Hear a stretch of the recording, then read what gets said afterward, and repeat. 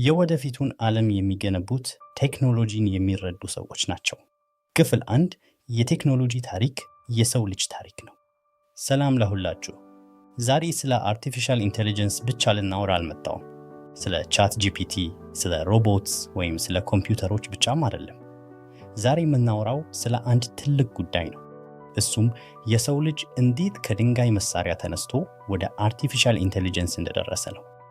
አንድ ጥያቄ ልጠይቃችሁ። ዛሬ ከእጃችሁ ያለው ስልክ ከ1969 ጨረቃ ላይ የሰውን ልጅ ያሳረፈውን የናሳ ኮምፒውተር በብዙ እጥፍ የሚበልጥ ኃይል እንዳለው ካውቃላችሁ?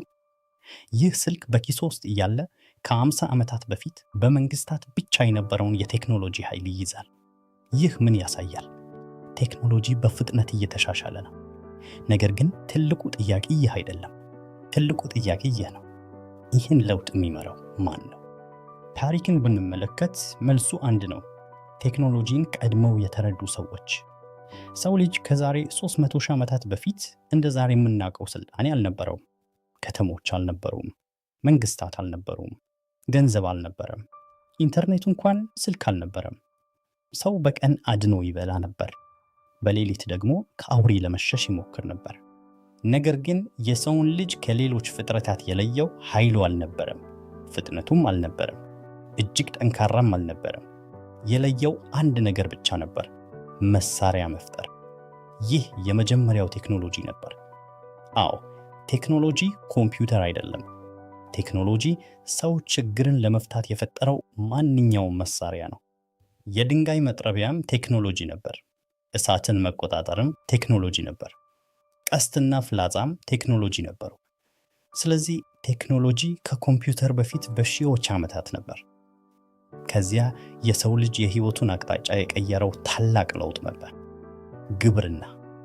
ይህ ከሁሉም ታላላቅ ቴክኖሎጂያዊ አብዮቶች አንዱ ነበር። ሰዎች እንስሳ ማርባት ጀመሩ፣ ዘር መዝራት ተማሩ፣ ምግብ ማከማቸት ጀመሩ። ከዚህ በፊት ሰዎች ሁል ጊዜ ይንቀሳቀሱ ነበር።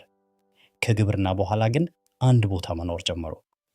ከተሞች ተፈጠሩ፣ ንግድ ተጀመረ፣ መንግስታት ተቋቋሙ፣ ስልጣኔ ተወለደ። አንድ ቴክኖሎጂ ሙሉ ማህበረሰብን ለወጠ። ይህን ነገር አስታውሱ። ታሪክን የሚቀይሩት ፖለቲከኞች ብቻ አይደሉም። ብዙ ጊዜ ታሪክን የሚቀይረው አዲስ ቴክኖሎጂ ነው። ከዚያ ሌላ አስደናቂ ፈጠራ መጣ፣ ጽሑፍ። ብዙ ሰዎች ጽሑፍን እንደ ትምህርት ብቻ ያያሉ። እኔ ግን እንደ ቴክኖሎጂ አየዋለሁ።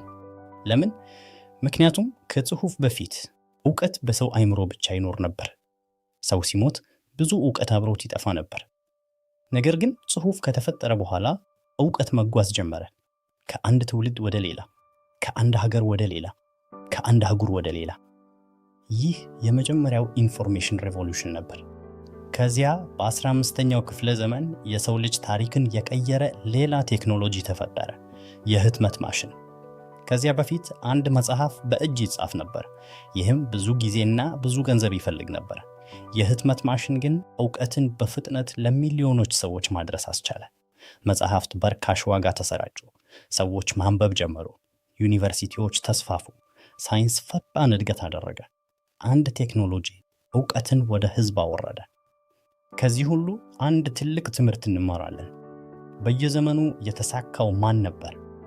ቴክኖሎጂን ቀድሞ የተረዳው።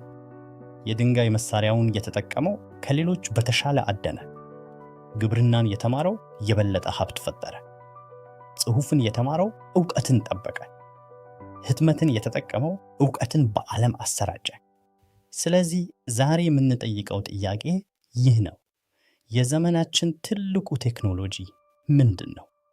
በሚቀጥለው ክፍል ከእንፋሎት ሞተር ጀምሮ እስከ ኮምፒውተር፣ ኢንተርኔት፣ ስማርትፎን እና አርቲፊሻል ኢንቴሊጀንስ ድረስ ዓለም እንዴት እንደተቀየረ በማስረጃ፣ በሳይንስ እና በታሪክ እንመለከታለን።